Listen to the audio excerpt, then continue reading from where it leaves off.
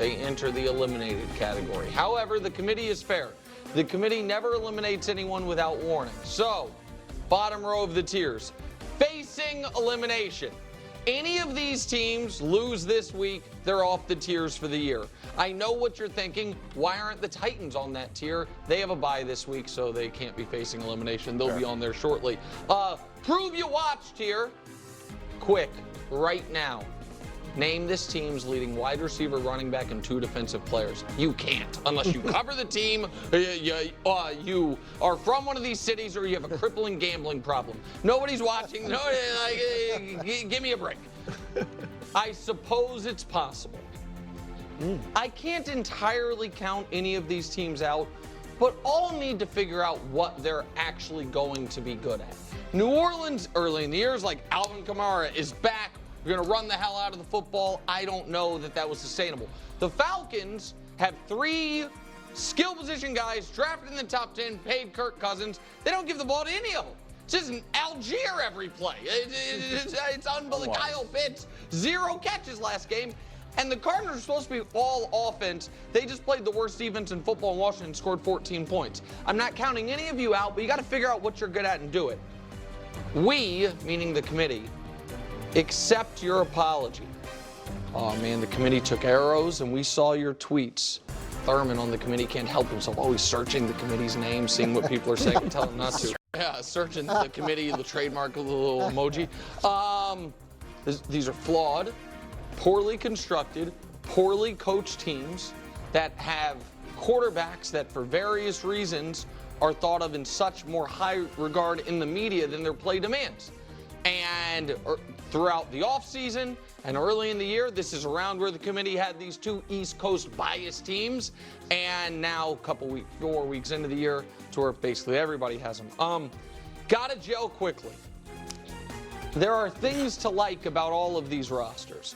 For the Cowboys, superstars on both sides of the ball, the league's leading receiver last year, quarterback coming off a career year, but they haven't been able to put together. For the Rams and the Chargers, it feels totally injury related, really, for both of them, why they've hit a rough spot. And for the Bears, a defense that has been excellent and a lot of talent on the wide receiver room.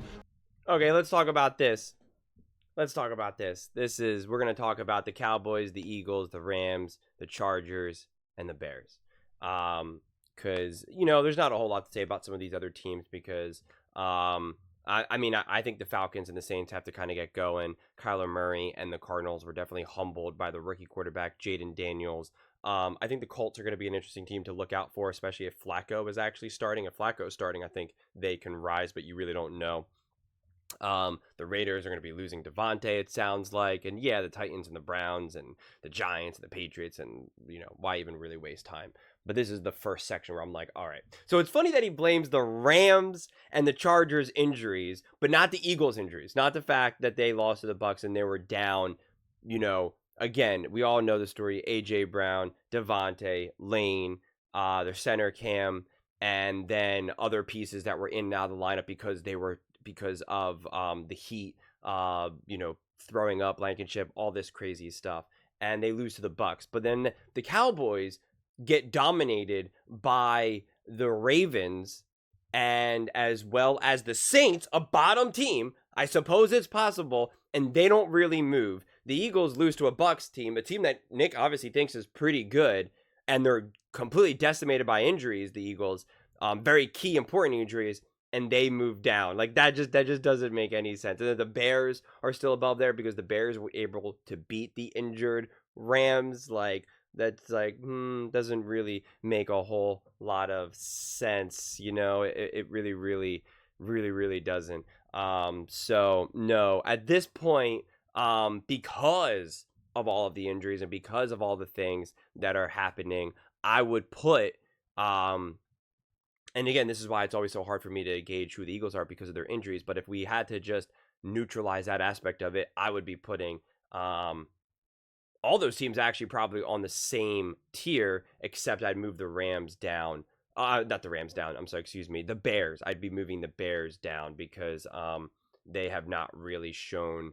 I think the Bears are going to continue to get better, but I'm saying in terms of this week right now, heading into week 5, no, they have not done enough. They would be in the I suppose it's possible, right? I suppose it's possible that Caleb can continue to grow and get better and better and better, and Swift is going to continue to be able to be a more important part of this offense. So, but yeah, because of Rams for both the Chargers and the injuries for both the Chargers and the Rams and the Eagles. I just find it funny that the Chargers and the Rams get the benefit of the doubt, but not the Eagles. That's really funny. And the Cowboys beat the Giants, a bottom tier team, literally facing elimination. They're not even going to be on this tier system anymore, and yet they somehow find their way up. Like that's pretty hilarious. The Cowboys' 2 wins are against the Browns, and against the Giants, the 2 bottom 2 tiers. And they lost to the 2 teams that are above them. Whereas the Eagles, on the other hand, have 2 wins against 2 teams that are above them. Or I guess technically the Saints are 1 notch below them now. So, yeah, just pretty funny stuff. But the offense hasn't clicked. All of these teams, to me, are viable, not only playoff teams, but more than that, potentially. But they got to get it together. Sure. They've got to actually prove that in the second quarter of the season when they couldn't in the first quarter of the season. Let's talk at 4-1. Washington, you're against Cleveland this week. Tampa, you're at Atlanta tomorrow night. The Giants, the Seattle, you're hosting the Giants, and Pittsburgh, you're hosting the Cowboys. Any of those teams that win those games, and a few of them, you're big favorites. Now we're really looking at, man, how could you end up missing the playoffs? Like, how seriously must we take you? I like what all of these first 3 teams, what they've done offensively a ton. And the Steelers, I love what they've done defensively. One more week and we'll start talking about elevating them significantly. Thank God for the committee. Show me any of your facile power rankings that has the courage the to have, excuse me, Eric the Red, I'm talking here, that has the courage to have a 4-0 team and a 1-3 team on the same level. However, deep down, all of us know that one of these teams, and it's not the 4-0 team, passes Kevin Wilde's favorite test, the confetti test. All of us deep down know that the other major contenders in this league, if you're told, hey, in 4 months you're going to have to play one of these teams for a chance to go to the Super Bowl, which one they would pick and which one they wouldn't. And we all deep down know that a lot of the Vikings love that you're seeing on all these power rankings in USA Today and other places is because people feel obligated to. And a lot of the Bengals skepticism is because people feel obligated to rather than what you really believe the quality of the rosters are. Not quite right yet. Committee believes these teams can get there. Green Bay's a weird one. 0-2 when Jordan Love plays, 2-0 with Malik Willis, but incredibly well coached, young talent on both sides of the ball. The Niners, injuries have been the real question mark. And then did Brandon Ayuk's missing training camp submarine his whole season or just the first month of it? Houston, I feel, is yet to play a complete good game. And they're 3-1. It's a testament to their talent and CJ and Nico. We think these teams will be better over the course of the year, but they're not quite right yet. Awesome, but the committee couldn't get over the point coach made yesterday, which is, what if that trick play had gone awry? Are the Lions just a hair, just too cute by half? Are the Lions, is Ben Johnson, in his bag, or, in LinkedIn, making sure those head coaching jobs are there when you can just punch people in the mouth? We love the roster. We like the grit of Dan Campbell. We like the skill position players. We like the emergence of Aiden Hutchinson. There's just a little something off in that trick play. Coach pointed out it was raised some flags. You know what's really funny? I said that, and I said that before the show even aired. I said that on at like 12 o'clock on Tuesday, right? There was a Monday night game, right? So it was Tuesday. So I actually said the same thing, and a lot of Detroit Lions fans really got mad at me. And I even said it in the comments. Like I've been talking about that, so it's funny to hear. I didn't hear Coach Mangini say that. I don't know when he said that. If that was on Tuesday for him. Either way, I definitely aired. I definitely posted a clip before they ever did. So it's pretty funny that that's been kind of the experience, because that trick play really did kind of just stick out to me and rub me the wrong way. And it's like, you can punch these teams in the mouth, continue to do so, don't do that trick play. And then someone tried to say, well, they called me a hypocrite because they said the Eagles did the trick play in the Super Bowl. And it was like, I'm like, those circumstances are just so wildly different, and the way how the game unfolded is so wildly different. Like that comment, honestly, I didn't even really know how to successfully process.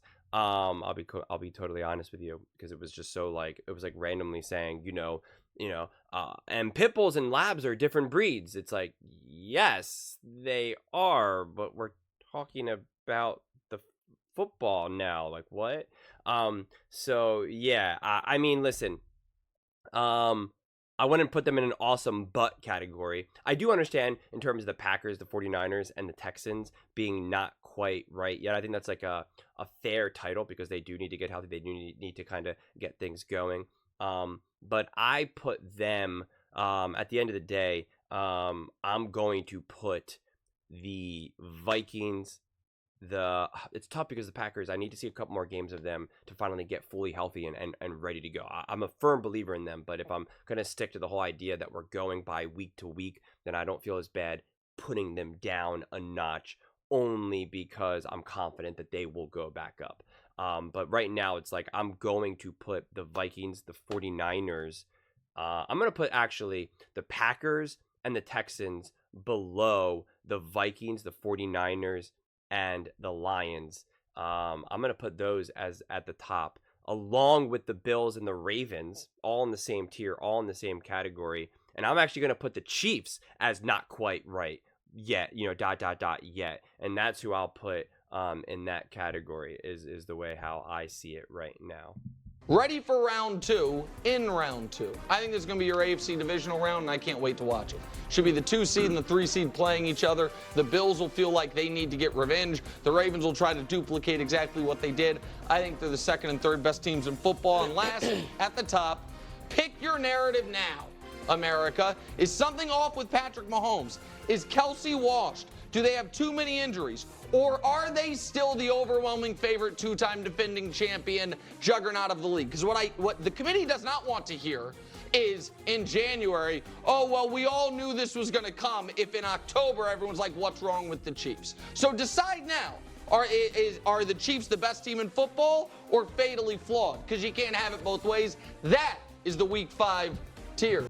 Of course, you can have it both ways, because you can say they're fatally flawed. You can say that they're not looking good right now. And then come time January, when they're healthier, they get Rashee Rice back, if that's a big if. Then when they get Pacheco and they get Hollywood Brown, and now they're a significantly better team. Right. If they win with this exact roster, no improvements, no extra people, and Patrick Mahomes is playing just as bad as he's been playing, and they win the Super Bowl, they win their playoff game 17-10, yeah, then that would be wildly impressive. That would be wildly impressive. But this is the tiers heading into week to week to week, not who we think is going to be down the road. That's not the way these things work, right? Otherwise, they wouldn't be moving. I say this all the time, and it seems like majority of people get it, but there's plenty of other people that don't get it, right? Like, if it was just based on who you thought was going to be the best at the end, then the teams would not move. Okay, they would not move. They would stay pretty constant, and yet we see teams jumping all over the place. Coach, your thoughts? I like the way he brings me into the mix right before we get to me. Kind of take the edge off a little bit. What do you mean? Yeah. So I don't even know who you're talking about.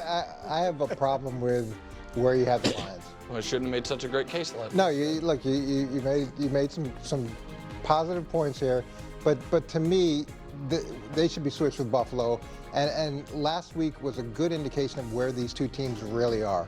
When you look at Buffalo, they go in, they dismantle an excellent Seattle defense, and you saw the potential for where they can be offensively. Jared Goff doesn't have an incompletion, sets an NFL record, so you get a sense of what this team can be, and to me, a good snapshot of how I want to point out, a lot of Seattle Seahawks fans are very angry at this narrative because they're saying that they were down 4 or 5 defensive starters. So I just want to throw that out there. I'm curious what you guys' thoughts are on that. Good they truly are. Where Buffalo, it's exactly the same. They go get dismantled by the Ravens, and their wins have come against teams that are combined 2-10. I don't have them going to the playoffs. I didn't have them going to the playoffs. Wow, and, still. and to me, this what we saw. You don't have to blow out the Bills' candle to make No, the Lions I'm not shine blowing out brighter. anybody's candle. I'm just saying that this is what I've said from the beginning. And they started off 3-0, but the teams that they were 3-0 against have a combined 2 wins. So it's a little bit deceiving, and we got a better picture of the struggles that they're going to have throughout the course of the season. And I think on the flip side, you got a better picture of how good Detroit can really be as we move forward. Listen, the committee had the Lions by themselves in second place in our rough draft Monday night. Well, But then maybe you they should've heard, listened to 'em. then they heard Coach be like, "Hey, everybody hates the Bills trick play. They love the Lions trick play. They're both just as reckless." And we were like, you know what? Committee should stop He makes some good drinking. points. He makes some okay. Brew, go ahead. The Bills, too high. Wow. You see I think I got a bar. Oh, okay. You've got to be joshing, right? Okay. Oh, I had a bar too, but I didn't read it. Yeah. You must be joshing. I don't understand how the Bills can be on the same tier as a team that just beat them by 25 points. I think that's a fair case. Right? Yes. And Coach just said they haven't beaten anybody. Their teams have won 2 games total. 2 and The one good team they played demolished them. Simple as that. They've got one great player. Maybe if you go Deion Dawkins too, but they got one great player. They're a one-man show, and I think all 6 teams below them should be ahead of the Bills. So those bottom 3 tiers on here Cincinnati should be as well. ahead. Bengals? No, I didn't say. Oh. I got Detroit, Green Bay, San Francisco, Houston, Minnesota. Yeah, the 5 teams. 5 teams. Okay. Should be ahead of them. So- So I just think, like I said, they got one Okay. great player. They haven't really beaten a good team yet. So I don't know why, they would Okay, be can I that ask you a high. question? Who do you think's better, Tampa or Detroit? Detroit. Okay, yeah. Even though Tampa beat them. And they didn't beat 'em by 25. No, I understand. But the point I'm making there is the head-to-head record in the. So this is tricky for people and wild. Oh, this is going to be tricky for Nick. We're not going to get the rest of the clip, but he's like, the head-to-head record. He's like, you can't just go by a head-to-head record, yet he always wants to use the head-to-head record to prove that Patrick Mahomes is better than someone else or that another quarterback is inferior to Patrick Mahomes. So that's actually pretty funny. But I do agree, though, that you can't go by the head-to-head record, and yet I'm consistent with that. I don't use a head-to-head record to try to prove my point when it's convenient to me and say, well, it's wrong when it's inconvenient to me. I don't do that. But I do agree. I agree that the Ravens and the Bills can be on the same tier, even though the Ravens beat the Bills. And I think you could say that the Ravens are on the same tier as the Kansas City Chiefs, and even though the Chiefs beat the Ravens. So it works in all different directions, quite frankly. That's why I always put more teams in the same tier together rather not, right? Like I don't look at these teams and say, okay, this team is clearly above this one, right? There would be no evidence to suggest that, quite frankly. So yeah, it's let's see if I can get back to the whole thing. Here we go. Right here. It's not the worst thing ever, not the worst tier system. You're not like, this is a joke. A couple of it is kind of crazy, as I kind of highlighted before. But, the bulk of these teams, I am just really going to put all in the same hat. I really am. I'm going to put the Bills, the Ravens, the Lions, it's just the 49ers and the Vikings. Like it makes sense to kind of put them all in this system and be like, okay, who's going to come away with the win? Let's just find out. I think it's just at this point all too close to call, and that would be what my tagline would be, right? Too close to call. I don't know where it could be. But yeah, no, it's this season is definitely shaping up to be a pretty interesting one. We're seeing all these teams play really high levels and also really not so high levels, right? We've seen the Chiefs continue to win, but they have not looked good. That's undeniable. The Ravens have had some really bad losses, but also looked absolutely dominant. The Bills have had obviously a really bad loss, but have absolutely looked dominant. The Lions have looked dominant, but also have some really bad gameplay as well. Same thing with the Packers, right? Same thing with the 49ers, the Texans. The only team that hasn't really looked that bad would be the Minnesota Vikings. And I feel like it's got to happen sooner or later, but who really knows? The Bengals have obviously had some really bad moments. So all these teams have had such interesting highs and some really bad lows. So yeah, I'm excited to see how this season continues to unfold, honestly, because there's still so many question marks right now, right? Only 4 games in, and so it really is difficult to know how this is going to be. Will Patrick Mahomes get better? Will he just start to play better? Will the Chiefs get healthier down the road? What's actually going on? Are they going to make a play to try to get Tyreek Hill, Devontae, Amari Cooper, any one of those pieces? Can the Ravens just finally find their identity and stick with that identity, right? Will the Commanders continue to grow and Jaden Daniels continue to shock everyone? Will the Bills make a play to go out and get a Devontae or someone like that? Same thing with the Jets. Will the Eagles ever get healthy? Will they fire their coach? What's going on with that? The injuries to the Dallas Cowboys now. Their 2 defensive injuries that they had versus the Giants. Will those injuries linger? Will the Bears, Caleb Williams, is he going to continue to grow? And will he be able to now kind of leapfrog some of these teams? Just lots and lots and lots of interesting storylines that I am all 100% for. But those are just my thoughts. I'd absolutely love to hear yours. What do you guys all think about Nick's rankings, his tiers for NFL teams? Let me know in the comments below. I read every single comment, so whether you agree with me or disagree with me, either way, let's get in some discussions. Let's get in some fights. But ultimately, let's just have some fun. And please do consider subscribing. We are building an amazing community here, and I'd absolutely love to see you part of it. I want to build something that we all genuinely feel connected to. Something that we're really excited to be part of. I think we're on our way to doing it. And please don't forget to give this video a thumbs up, as it really does help with the visibility and the algorithm. Thank you so much. See you next time.